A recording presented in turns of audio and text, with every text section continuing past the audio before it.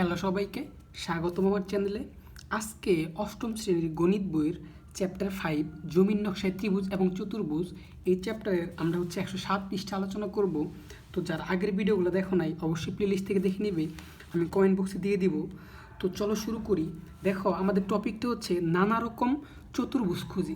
ভাইয়া এখন এই নানা রকম চতুর্ভুজ খুঁজি এই টপিকটা বোঝার জন্য তোমাকে আগে বুঝতে হবে চতুর্ভুজ বেসিক্যালি কি। দেখো ভাইয়া, চতুর্ভুজটা হচ্ছে চারটি বাহু দ্বারা আবদ্ধ ক্ষেত্রকে চতুর্ভুজ বলে। এইখানে এই আবদ্ধ কথাটা তোমাকে বুঝতে হবে। তাহলে ভাইয়া দেখো, আমি এখানে একটা চতুর্ভুজ এঁকেছি। এইখানে ভাইয়া চারটা বাহু আছে, এই একটা বাহু, এই একটা বাহু, এই একটা বাহু, এই একটা বাহু। এইখানে চারটা বাহু আছে এবং চারটা বাহু দ্বারা আবদ্ধ একটা ক্ষেত্র তৈরি করছে। সো এটাকে আমি চতুর্ভুজ বলতে পারি। এখন ভাইয়া আবদ্ধ কথাটা কেন বলা হয়েছে? ধরো আমি এইখানে একটা বাহু দিলাম, এইখানে একটা বাহু দিলাম, এইখানে একটা বাহু দিলাম, এইখানে একটা বাহু দিলাম। ভাইয়া এখানে কিন্তু চারটা বাহুই আছে, বাট এইখানে কিন্তু ভাইয়া আবদ্ধ কোনো ক্ষেত্র নাই। সো এই জন্য এটা কিন্তু চতুর্ভুজ না। আবদ্ধ কথাটা মিনিংটা বুঝতে পারছো তো? তাহলে ফাইনালি আমরা কি বলতে পারি? চারটা বাহু দ্বারা আবদ্ধ ক্ষেত্রকে চতুর্ভুজ বলে। এখন ভাইয়া এই চতুর্ভুজের নামকরণ তোমাকে করতে হবে। তোর বাহুগুলোর নামকরণ করতে হবে। চতুর্ভুজের ক্ষেত্রে একটা জিনিস মনে রাখবা, নামকরণ দেওয়ার ক্ষেত্রে তোমাকে একটা ফ্লোতে আগাইতে হবে। হ্যাঁ, একটা নির্দিষ্ট ধারাতে আগাইতে হবে। যেমন তুমি এখানে এ দিলা, এইখানে বি, এইখানে সি, এইখানে ডি। অথবা তুমি চাইলে এইখানে এ দিতে পারতা, এইখানে বি দিতে পারতা, এইখানে সি দিতে পারতা, এইখানে ডি দিতে পারতা, কোনো প্রবলেম নেই। বাট তুমি এইখানে এ, এইখানে তুমি বি দিতে পারতা না। একটা নির্দিষ্ট ফ্লোতে কী করতে হবে? আগাইতে হবে। এইখানে এ, এইখানে বি, এইখানে সি, এইখানে ডি। এখন ভাইয়া চতুর্ভুজের অনেক টাইপ হয়। হ্যাঁ, ধরো এইটাও আমি যদি একটা চতুর্ভুজ অঙ্কন করে আমি বোঝাচ্ছি, স্কেল ব্যবহার করতেছি না। ধরো এটাও কিন্তু ভাই একটা চতুর্ভুজ, ঠিক আছে? এটাও একটা চতুর্ভুজ। চতুর্ভুজে শুধু তোমার বাহুগুলো সমান অথবা দুইটা বাহু সমান এরকম হতে হবে, বাট এরকম না। চারটা বাহু দ্বারা আবদ্ধ ক্ষেত্র হইলে সেটাকে আমরা কি বলতে পারি ভাইয়া? চতুর্ভুজ বলতে পারি, ঠিক আছে? এখন এই চতুর্ভুজের ভাইয়া বিভিন্ন টাইপ আছে। সো এই টাইপগুলো তোমাদেরকে একদম বেসিক সহ কনসেপ্ট ক্লিয়ার করে দিব। সো চলো দেখি তোমাদের বইতে এখন কি বলছে। তো ভাইয়া আশা করি চতুর্ভুজ বুঝতে পারছো যে চারটা বাহু দ্বারা আবদ্ধ ক্ষেত্রকে চতুর্ভুজ বলা হয়। এখন ভাইয়া এই টপিকে তোমাকে বলছে যে এইখানে যে চিত্রগুলো দেওয়া আছে চতুর্ভুজের, প্রত্যেকটাই কি ভাইয়া এক একটা চতুর্ভুজ, কিন্তু আলাদা আলাদা নাম আছে এদের। হ্যাঁ, কারণ প্রত্যেকটারই ভাইয়া চারটা করে বাহু আছে এবং এই চারটা বাহু কি করছে? আবদ্ধ করছে। সো এগুলা চতুর্ভুজ। এখন তোমাকে বলছে যে এই চিত্রগুলোকে ভালো করে পর্যবেক্ষণ করতে, অ্যান্ড দেন তোমাকে বলছে এই 5.5 ছকটা পূর্ণ করতে। তো ভাইয়া এখন আমরা এই ছকগুলো পূর্ণ করব। তাহলে দেখো ভাইয়া এখানে আকৃতির ক খ গ গ সিরিয়াল দেওয়া আছে। এখানে আমাদের এই চতুর্ভুজগুলোতেও ক খ গ গ সিরিয়াল দেওয়া আছে এবং আমরা লিখবো যে ক নাম্বার আকৃতিটা কি এবং এর রিজনটা কি বা এটার সাপেক্ষে আমার যুক্তিটা কি। তাহলে ভাইয়া চলো শুরু করি।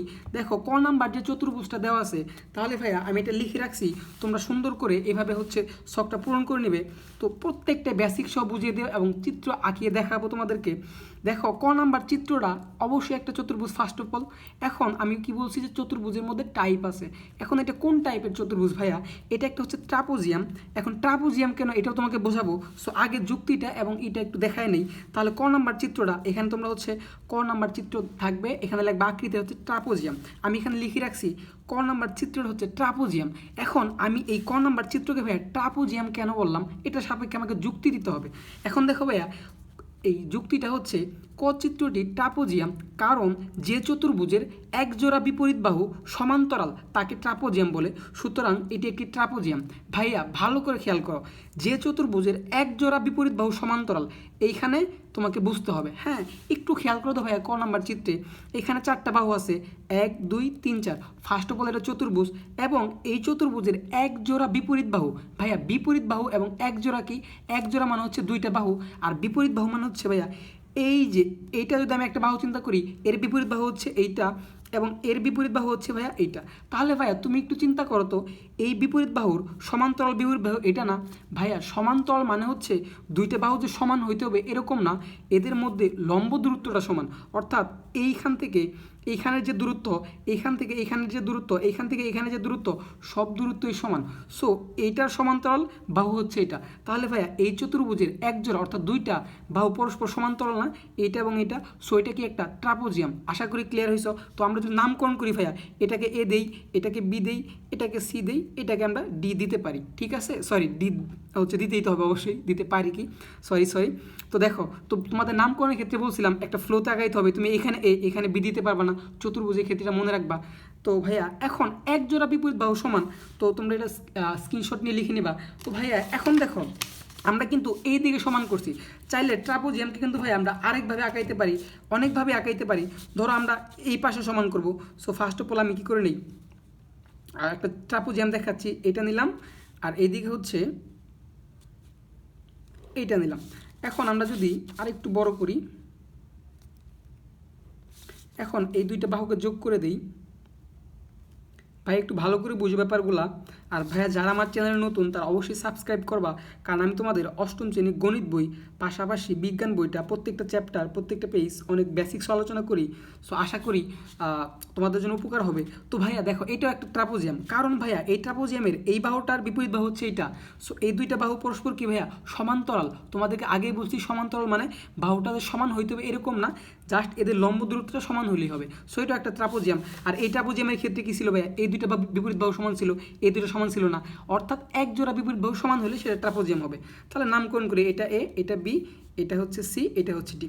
আশা করি ভাইয়া ট্রাপোজিয়াম কি বুঝতে পারছো এবং এর যুক্তিটা বুঝতে পারছো। এখন নেক্সট আমরা চলে যাব হচ্ছে এই খ নাম্বার চিত্রে। ভাইয়া খ নাম্বার চিত্রটাকে ভালো করে পর্যবেক্ষণ করো, তো আমি আরও বেসিক সব বুঝাবো তোমাদেরকে ডিপলি। তাহলে আমরা ভাইয়া এটার যুক্তিটা এবং এটা কি।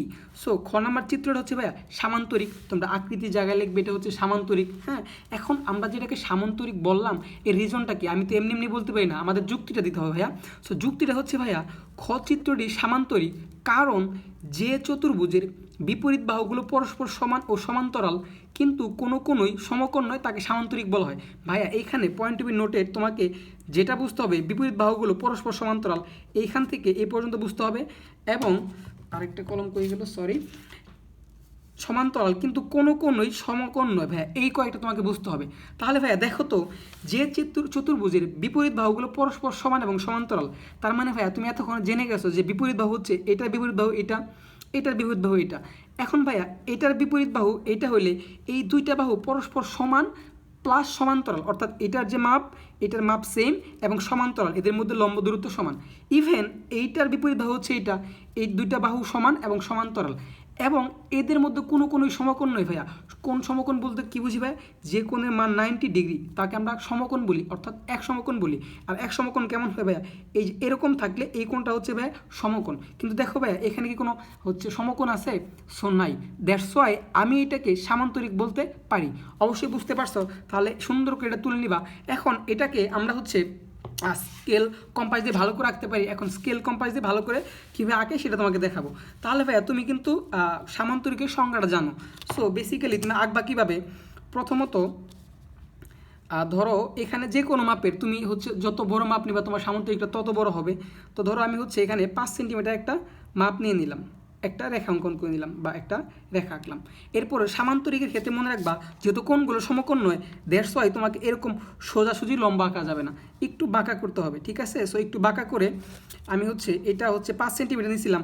হ্যাঁ, তাহলে আমাকে এটা কী করতে হবে, এটাকে অবশ্যই হচ্ছে এটার থেকে কম নিতে হবে, কারণ বিপরীত বাহুগুলো পরস্পর সমান।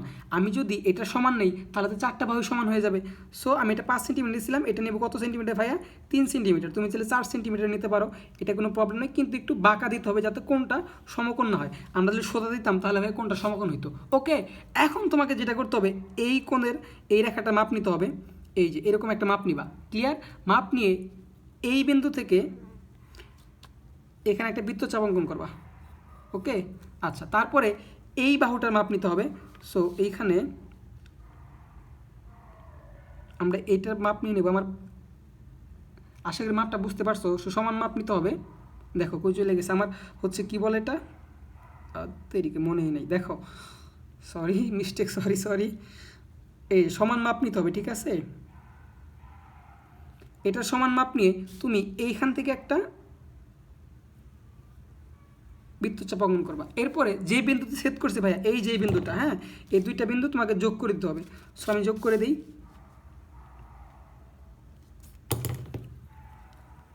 ওকে, এবং এটার সাথে এটা যোগ করে দিব। আশা করি ভাই সামান্তরিক অঙ্কনটা বুঝতে পারছো। তাহলে ভাই এটা একটা সামান্তরিক হয়ে গেছে। তাহলে আমরা নামকরণ করি, এটা নাম দেবো এ, এটা বি, একটা নির্দিষ্ট ফ্লোতে আগাচ্ছে, এটা সি, এটা ডি। আমি এখানে এ দিয়ে এখানে কিন্তু বি দিচ্ছি না, এটা মনে রাখবা, ঠিক আছে? দেখো তাহলে সামান্তরিক কি ভাইয়া, বিপরীত বাহুগুলো পরস্পর সমান এবং সমান্তরাল। তার মানে দেখো ভাইয়া একটু তোমাকে বুঝাই, সরি দেখো একটু তোমাকে আমি মাপটা দিয়ে দেখাই। এখানেও আছে 0 সেন্টিমিটার থেকে ভাইয়া 5 সেন্টিমিটার, এখানে আছে ভাইয়া 0 সেন্টিমিটার থেকে 5 সেন্টিমিটার। তার মানে বিপরীত বাহু, এটার বিপরীত বাহু হচ্ছে এটা সমান এবং সমান্তরাল, অর্থাৎ দেখো ভাইয়া লম্ব দূরত্ব যেটাকে বলছিলাম, দেখো এই 0 থেকে 3.567, হ্যাঁ প্রত্যেকটা ক্ষেত্রে দেখো প্রত্যেকটা বিন্দু থেকে 0.57 আছে, ঠিক আছে? সো আমরা সমান্তরাল বলতে পারি, ঠিক আছে? আবার এই বাহুটা সমান এটা এবং সমান্তরাল, এটা হচ্ছে ভাইয়া সামান্তরিক। আশা করি বুঝতে পারছো। অ্যান্ড দেন আমরা চলে যাব হচ্ছে ভাইয়া এই ঘ নাম্বার আকৃতিতে। দেখো ভাইয়া ঘ নাম্বার আকৃতি কি, সো আমি এটা বলি, ঘ নাম্বার আকৃতি হচ্ছে আয়ত। কেন আয়ত, এটাকে আমরা এখন যুক্তি দিব। তাহলে ভাইয়া তোমরা এখানে লিখবা এটা আয়ত। এখন আমরা চলো যুক্তি দেওয়া শুরু করে দিই। তো ফার্স্ট অফ অল ভাইয়া আমাকে যে আয়ত বললাম, আয়তটা কি আমাকে বুঝতে হবে। আয়ত হচ্ছে, তাহলে লিখবো ভাইয়া ঘ চিত্রটি হচ্ছে আয়ত, কারণ যে চতুর্ভুজের বিপরীত বাহুগুলো পরস্পর সমান। ভাইয়া মনে রেখো এই বিপরীত বাহুগুলো পরস্পর সমান, ও সমান্তরাল এবং সবগুলো কোণই সমকোণ, তাকে আয়ত বলে। ভাই একটু ডিফারেন্সটা বোঝো সামান্তরিকের মধ্যে। সামান্তরিকের কী ছিল ভাই, বিপরীত বাহুগুলো সমান এবং সমান্তরাল ছিল, কিন্তু কোনো কোণই সমকোণ ছিল না। কিন্তু ভাইয়া আয়তর ক্ষেত্রে বিপরীত বাহুগুলো পরস্পর সমান থাকবে এবং কি বিপরীত বাহুগুলা সমান্তরাল থাকবে, ইভেন সবগুলা কোণই সমকোণ থাকবে, অর্থাৎ 90 ডিগ্রি। সমকোণ মানে কি ভাইয়া, 90 ডিগ্রি, ঠিক আছে? এখন এটা সুতরাং বলতে পারি এটা একটা আয়ত। তো চলো দেখি ভাইয়া, দেখো এই যে একটা আয়ত ঘ নাম্বারে, এটার বিপরীত বাহু অবশ্যই এটা, এটার বিপরীত বাহু অবশ্যই এটা, এবং এইটা যতটুকু এটাও ততটুকু, এটা যতটুকু এটাও ততটুকু। সব বিপরীত বাহুগুলো পরস্পর সমান এবং সমান্তরাল এবং প্রত্যেকটা কোণে সমকোণ, অর্থাৎ এই যে একটা কোণ, এই যে একটা কোণ, এই যে একটা কোণ, এই যে একটা কোণ, এটা হচ্ছে কি ভাইয়া সমকোণ। সো এটা হচ্ছে একটা আয়ত। তো আয়তকে আমরা স্কেল কম্পারিজে কীভাবে রাখবো চলো দেখি ফেলি। সো আয়তকে আমরা কীভাবে রাখবো, আয়ত আঁকার জন্য যেহেতু আমরা জানি বিপরীত বাহুগুলো পরস্পর এবং সমান্তরাল, সবগুলো বাহুই কিন্তু সমান না ভাইয়া, ঠিক আছে? বিপরীত বাহুগুলো পরস্পর সমান হইতে হবে। সো আমি এখানে কি করব, একটা 5 সেন্টিমিটারের রেখা অঙ্কন করব এবং এই দিকে সমকোণ। দেখো ভাইয়া এটার ক্ষেত্রে কী করছিলাম, একটু বাঁকা আঁকছিলাম না, হ্যাঁ সামান্তরিকের ক্ষেত্রে, বাট এটার ক্ষেত্রে আমাকে সোজা আঁকতে হবে। সো আমি 3 সেন্টিমিটার নিব। কেন 3 সেন্টিমিটার নিব, কারণ হচ্ছে ভাইয়া, কারণ আয়তর ক্ষেত্রে 4টা বাহুই কিন্তু সমান না। যদি 4টা বাহু সমান থাকতো তখন আমরা এখানে 5 সেন্টিমিটার নিয়েছিলাম, এখানে 5 সেন্টিমিটার নিব। বুঝতে পারছো তো? যেহেতু সবগুলো বাহু সমান না, এই জন্য এখানে 5 সেন্টিমিটার, এই বাহুটা একটু ছোটো রাখবো। এরপরে কাজটা কি ভাইয়া, এই যে এই বাহুটার মাপ নিব, মাপ নিয়ে এই বিন্দু থেকে এরকম করে একটা বৃত্তচাপ আঁকবো। তারপরে ভাইয়া এই বাহুটার মাপ নিব,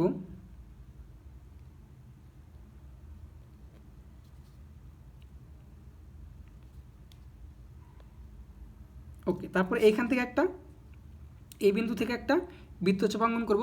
তারপর যেখানে ছেদ বিন্দু থাকবে ওইটাকে আমরা কী করবো, যোগ করে দেবো। আমার হচ্ছে এইটার এইখানে বেশি হচ্ছে কি বলে না, ঠিক আছে? একটু এর জন্য ওই মাপতে প্রবলেম হয়, সো সরি তোমাদের কাছে। দেখো তারপর কি করে দেবো, এই দুইটাকে আমরা কী করে দেবো, যোগ করে দেবো, বিন্দুগুলোকে যোগ করে দিব, এটার সাথে এটা যোগ করে দিব। সো এটা হচ্ছে আমাদের আয়ত। এই আয়তের এটা সমান, এটা সমান, ঠিক আছে? এই বাহুর সমান হচ্ছে এইটা, এই বাহুর সমান হচ্ছে এটা। বুঝতে পারছো তো যে বিপরীত বাহুগুলো পরস্পর সমান এবং সমান্তরাল, প্লাস এই যে এই কোণ বলো, এই কোণ বলো, এই কোণ বলো, এগুলো সবগুলো হচ্ছে কি ভাইয়া 90 ডিগ্রি। 90 ডিগ্রি মানে হচ্ছে কি ভাইয়া এক সমকোণ। আশা করি বুঝতে পারছো। অ্যান্ড দেন আমরা এখন চলে যাব হচ্ছে ঘ নাম্বারে। দেখো এইটা হচ্ছে একটা বর্গ। কেন বর্গ, কারণ যে চতুর্ভুজের 4টা বাহু সমান এবং সমান্তরাল, প্লাস এদের কোণ হচ্ছে কত ডিগ্রি ভাইয়া, 90 ডিগ্রি। সো এটা হচ্ছে কি ভাই বর্গ। তো চলো আমরা এটা বর্গ বলবো। এর কারণ কি, এটা হচ্ছে একটা বর্গ। তোমরা তো লিখবাই আকৃতিটা কি লিখবো, অবশ্যই বর্গ। তারপরে ঘ চিত্রটি বর্গ, কারণ যে চতুর্ভুজের সবগুলো বাহু সমান এবং সবগুলো কোণই সমকোণ, তাকে বর্গ বলে। ঠিক আছে ভাইয়া? দেখো এই আয়তর ক্ষেত্রে কি সবগুলা বাহু সমান ছিল না, বিপরীত বাহু সমান ছিল, এবং কি ছিল ভাইয়া, কোণগুলা সমকোণ ছিল। সামান্তরিক ক্ষেত্রে কী ছিল, বা সবগুলা বাহু সমান ছিল না, বিপরীত বাহুগুলো সমান ছিল, কোণগুলো সমকোণ ছিল না। কিন্তু ভাইয়া বর্গের ক্ষেত্রে সবগুলো বাহু সমান এবং কি ভাইয়া কোণগুলো সমান, তাকে বর্গ বলে। সুতরাং এটি একটি বর্গ।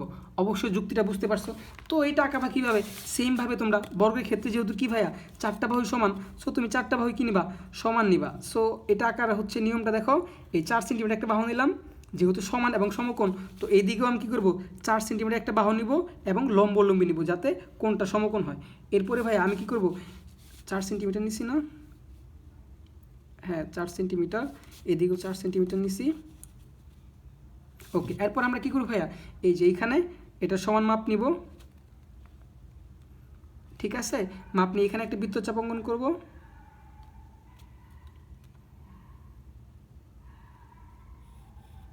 এরপরে যেহেতু ভাইয়া এটা সমান, সো এটার মাপ আর নেওয়ার প্রয়োজন নেই, এখান থেকে আরেকটা এখানে আরেকটু বড় করে রাখতে হবে। তারপরে কী করে দেবো ভাইয়া, এই ছেদ বিন্দুতে আমরা যোগ করে দেবো। তো আমি আগেই বলছি আমার এটা একটু তো এখানে ভালো করে মাপ নেওয়া যায় না, হচ্ছে দৌড় দেয় শুধু। তারপর কী করবো ভাইয়া, এইটা যোগ করে দিব, এইটা যোগ করে দিব। তো ফাইনালি এটা হচ্ছে বর্গ, কারণ এর 4টা বাহু সমান, এটাও সমান যেরকম এটাও এবং এদের প্রত্যেকটা বাহু হচ্ছে কি সমান্তরাল, এটা সমান্তরাল এটা সমান্তরাল এটা, এবং এদের মধ্যে কোণগুলো কি ভাইয়া সবগুলা সমকোণ, অর্থাৎ ভাইয়া 90 ডিগ্রি, ঠিক আছে। এই কোণগুলো হচ্ছে কি ভাইয়া 90 ডিগ্রি। আশা করি বুঝতে পারছো এবং আঁকানিটাও বুঝতে পারছো কীভাবে আঁকতে হয়। সো ভাইয়া এই যে আমি কিন্তু যুক্তিটা দিয়ে দিছি, তোমরা স্ক্রিনশট নিয়ে সুন্দর করে লিখে নেবে। এরপরে ভাইয়া ওমো নাম্বারটা দেখতে হবে। ওমো নাম্বারটা হচ্ছে ভাইয়া একটা রম্বস, হ্যাঁ এখন এটাকে আমি রম্বস বললাম, কেন বললাম, তো চলো আমরা যুক্তি দেবো এবং কীভাবে আঁকা এটা দেখবো। ওমো নাম্বার হচ্ছে ভাই রম্বস, তাহলে ওমো নাম্বার চিত্রটি রম্বস কারণ যে চতুর্ভুজের সবগুলো বাহু সমান, ভাইয়া রম্বসের সবগুলো বাহু সমান কিন্তু কোণগুলো সমান নয়, সুতরাং এটি একটি রম্বস। ভাইয়া একটু মনে করো তো বর্গ কী ছিল, যার 4টা বাহু সমান অর্থাৎ সবগুলো বাহু সমান এবং কোণগুলো সমকোণ ছিল, বাট রম্বসের ক্ষেত্রে 4টা বাহু সমান থাকবে কিন্তু কোণগুলা সমকোণ থাকবে না, তাকে রম্বস বলা হয়। ক্লিয়ার? এখন তাহলে তোমরা সুন্দর করে যুক্তি লিখে ফেলবা। তো চলো আমরা এখন কীভাবে রম্বস আঁকতে হবে এটা দেখব।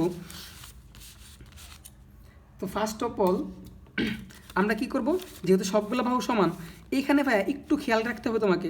ধরো আমি হচ্ছে 4 সেন্টিমিটার, ভাই আমি এটা কলম দিয়ে অঙ্কন করি কারণ পেন্সিল দিয়ে ভালো করে বোঝা যায় না, তোমরা পেন্সিল দিয়ে অঙ্কন করবা। এই যে 4 সেন্টিমিটার রম্বসের কি বলছি ভাই, আরে একটু বেশি হয়ে গেছে, সরি এখানে দেখি, সরি এই তো 4 সেন্টিমিটার একটা বাহু নিয়ে নিব। রম্বসের ভাইয়া কোণগুলো কিন্তু সমকোণ নয়, তাহলে ভাইয়া 4 সেন্টিমিটার আমাদের বাহু নিতে হবে, বাট আমরা যদি ভাইয়া এরকম সোজা নেই তাহলে এখানে ভাইয়া 90 ডিগ্রি হয়ে যাবে না। এই জন্য ভাই আমরা কী নেব, একটু বাঁকা নেব, ঠিক আছে, একটু বাঁকা নিতে হবে, ঠিক আছে, বুঝাইতে পারছি তো। এটাও 4 সেন্টিমিটার, ক্লিয়ার। এখন আমরা কি করব, এটা মাপ নিব ওই সেমভাবে,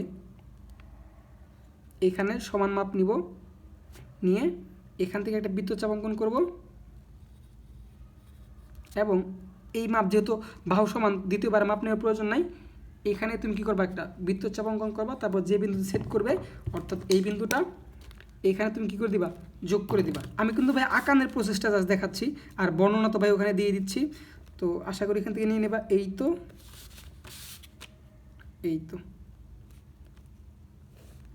এটা হচ্ছে ভাই একটা রম্বস, ঠিক আছে। দেখো এইখানে যে কোণটা উৎপন্ন হয়েছে এটা কিন্তু এক সমকোণ না, তোমরা চাইলে ভাইয়া দেখো এটা আর একটু বাঁকা নিবা, তো সরি আমি একটু কম বাঁকা নিয়ে ফেলছি, এইভাবে নিবে, ঠিক আছে ভাইয়া, আমি জাস্ট সেম প্রসেসটাই এরকম করে একটু বেশি বাঁকা নিবা, তাহলে একজ্যাক্টলি ক্লিয়ার হবে। সরি ঠিক আছে, আমি একটু কম বাঁকা নিয়ে ফেলছি, তো বোঝা যাচ্ছে এটা বর্গের মতো, তো আশা করি বুঝতে পারছো। এই যে এইখানে একই মাপ নিবা কিন্তু হচ্ছে এখান থেকে একটু বাঁকা বেশি নিবা, ঠিক আছে ভাইয়া। তাহলে এটা একটা রম্বস, তাহলে ভাইয়া রম্বসে কী ছিল, 4টা বাহু সমান থাকবে বাট কোণগুলো সমকোণ থাকবে না। তাহলে দেখো তো ভাইয়া এইখানে কিন্তু 90 ডিগ্রি কোণ হয় নাই, এটা কিন্তু 90 ডিগ্রি না, সো এটা একটা রম্বস, ঠিক আছে। এই যে এইখানে কোনটা, এই যে এরকম বাঁকা নিবা, ঠিক আছে ভাইয়া, আমি সরি বলতেছি আবারও কারণ আমার একটু বাঁকা বেশি নেওয়া উচিত ছিল। তো প্রসেসটা কিন্তু ভাইয়া সেম প্রসেসটা কিন্তু ভাইয়া সেম, হ্যাঁ। তাহলে এই যে এখানে দেখো 90 ডিগ্রি কিন্তু কোণ না, এটা কিন্তু 90 ডিগ্রি না, সো এটা একটা রম্বস। বিপরীত বাহুগুলো সমান থাকুক, সমান এবং সমান্তরাল এবং 4টা বাহু সমান থাকবে কিন্তু কোণগুলো 90 ডিগ্রি হবে না। তো এখানে দেখাইছি, স্ক্রিনশট নিয়ে অবশ্যই তুলে নেবা। তারপরে দেখো নতুন একটা চিত্র কথা বলছে, হ্যাঁ এটা হচ্ছে ঘুড়ি আকৃতির। এই ঘুড়ি আকৃতির এই ক্ষেত্রে কী হবে, বেসিক্যালি তোমার এটা মনে রাখতে হবে।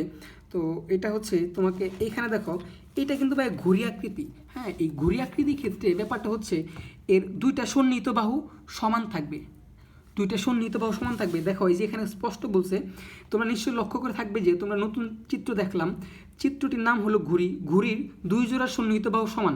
2 জোড়া সন্নিহিত বাহু সমান মানে কি ভাইয়া, এই যে এইটা একটা বাহু, এইটা একটা বাহু, এবং এই দুইটা বাহু সন্নিহিত, কারণ এটার সাথে এটা টাচ আছে। আবার এইটা একটা বাহু, এটা একটা বাহু, এবং এই দুইটা বাহু হচ্ছে সন্নিহিত, কারণ এটার সাথে এটার টাচ আছে। এই যে দেখো, এই বাহুর সাথে এই বাহুর টাচ আছে, এই বাহুর সাথে এই বাহুর টাচ আছে।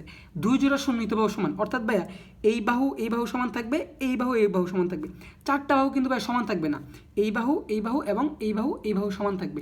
ক্লিয়ার? সেটা হচ্ছে ভাইয়া ঘুরি আকৃতি। তো ভাইয়া তোমরা ঘুরি আকৃতি কেমন আঁকবা? তো চলো, যেহেতু দুই জোড়া সন্নিহিত বাহু সমান, তাহলে আমি হচ্ছে ফার্স্ট অফ অল কী করবো, কোথায় আমার জিরো, কোথায়, আচ্ছা জিরোর দরকার নাই। এরকম করে ধরো 4 সেন্টিমিটার একটা বাহু নিব, এবং এই দিকেও কী করবো ভাইয়া, 4 সেন্টিমিটার একটা বাহু নিব। দেখো ভাইয়া কীভাবে আঁকতে হচ্ছে।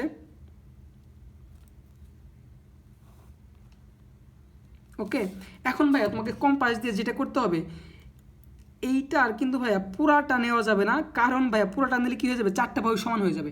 এই জন্য এটা থেকে কম নিতে হবে, ঠিক আছে? এই বাহু থেকে কম মাপ নিয়ে এইখান থেকে কী করবো তুমি একটা ভাইয়া, আবার এইখান থেকে একটা বৃত্তচাপ অঙ্কন করবা, তারপর যে বিন্দু সেট করবে, ফাইনালি এই যে এখানে সেট করছে এটা যোগ করে দিবা।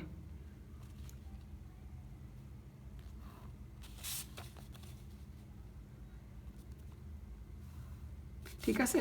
এটা হচ্ছে ভাইয়া কি একটা ঘুড়ি আকৃতি, এটা হচ্ছে কি ভাইয়া, ঘুড়ি আকৃতি। এখন ঘুড়ি আকৃতির, তাহলে ঘুড়ি আকৃতিটা বেসিক্যালি কি ভাইয়া, এই সন্নিহিত বাহুদ্বয় পরস্পর কি থাকবে, সমান থাকবে। তাহলে ভাইয়া দেখো, এইটার সন্নিহিত বাহুদ্বয় কি ভাইয়া, এই যে এটা কারণ কি, এই দুইটা বাহু এটা টাচ আছে, এবং এই দুইটা হচ্ছে পরস্পর কি সন্নিহিত বাহু, কারণ এই দুইটা বাহুর সাথে পরস্পর টাচ আছে। সো দেখো, এই দুইটাই কিন্তু ভাইয়া সমান, এবং এই দুইটা সমান। সো এটা একটা ঘুড়ি। আমরা নামকরণ করি এ, এটা বি, এটা সি, এটা ডি। তাহলে ভাই আমরা যদি বাহু বেঁধে বলি, তাহলে সিবি এবং সিডি হচ্ছে কি ভাইয়া, সমান না? সিবি এবং এই সিডিটা কি ভাইয়া, সমান না? এবং এইটার সন্নিহিত বাহু হচ্ছে এইটা, এবং এবি এবং এডি সমান, এই দুটো হচ্ছে সন্নিহিত বাহু, এবং দুই জোড়া সন্নিহিত বাহু হচ্ছে কি ভাইয়া, মানে সমান। ক্লিয়ার? আশা করি বুঝাইতে পারছি ভাইয়া। সো কীভাবে আঁকাইতে হয়। তো দেখো ভাইয়া, ভিডিওটা বড় হয়ে যাচ্ছে, ভাবছিলাম শখটা আজকে দেখাই দেবো, মানে এই ভিডিওতেই দেখাই দেবো। সো আমাকে আরেকটা ভিডিও করতে হবে এই 5.6 শখটা করার জন্য। সো আশা করি ভাইয়া তোমরা বুঝতে পারছো। তো আমি এটা হচ্ছে আরেকটা জিনিস, সরি ভাইয়া ভুলে গেছি, সরি।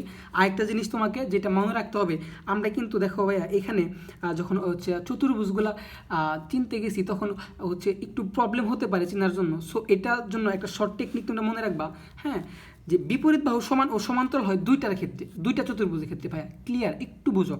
বিপরীত বাহু সমান ও সমান্তরাল হয় দুইটির ক্ষেত্রে, একটা হচ্ছে সামান্তরিক, আরেকটা হচ্ছে আয়ত। এখন কোনটাকে তুমি সামান্তরিক, কোনটাকে আয়ত বলবা?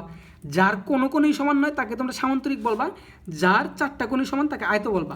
দেখো ভাইয়া, এই যে এই সামান্তরিক আর আয়তের ক্ষেত্রে বিপরীত বাহুগুলো পরস্পর সমান এবং সমান্তরাল ছিল, বাট সামান্তরিকের কোনো কোণই সমান নয়, আয়তর চারটা কোণই সমান। সো এটা টেকনিক মনে রাখবা। আর চারটা বাহু সমান হয় দুইটার ক্ষেত্রে, বা দুইটা চতুর্ভুজের ক্ষেত্রে, একটা হচ্ছে বর্গ আর একটা হচ্ছে রম্বস। বর্গের ক্ষেত্রে 4টি কোণের সমকোণ, আর রম্বসের ক্ষেত্রে 4টি কোণের সমকোণ নয়, অর্থাৎ কোনো কোণের সমকোণ নয়। আশা করি বুঝতে পারছো। সো শর্ট টেকনিকটা লিখে রাখবা। আর ভাইয়া যারা আমার চ্যানেলে নতুন ছিলা বা আমার চ্যানেলটা সাবস্ক্রাইব করো নাই, অবশ্যই সাবস্ক্রাইব করবা, কারণ আমি তোমাদের প্রত্যেকটা চ্যাপ্টার অনেক ডিপলি বোঝানোর ট্রাই করি। সো ভাইয়া পরবর্তী ভিডিও অর্থাৎ 5.6 এটা হচ্ছে এর পরবর্তী ভিডিও দেবো। আমি কমেন্ট বক্সে লিঙ্ক দিয়ে দিই, আর হচ্ছে প্লে লিস্টের লিঙ্ক হচ্ছে আমার ডিসক্রিপশন বক্সেও থাকে, আমার চ্যানেলে ঘুরেও দেখতে পারো। সো ভাই আজকে ভিডিওটা এই পর্যন্ত রাখি। আর যদি বুঝতে পারো ভাই অবশ্যই কমেন্ট বক্সে জানাবা, কারণ কমেন্ট বক্সে জানালে হচ্ছে ভিডিও করার উৎসাহ পাওয়া যায়, আর ক্লিয়ারলি বুঝতে পারছো কিনা সব ডিটেলস জানা যায়। সো ভাই ভালো থাকো, টাটা।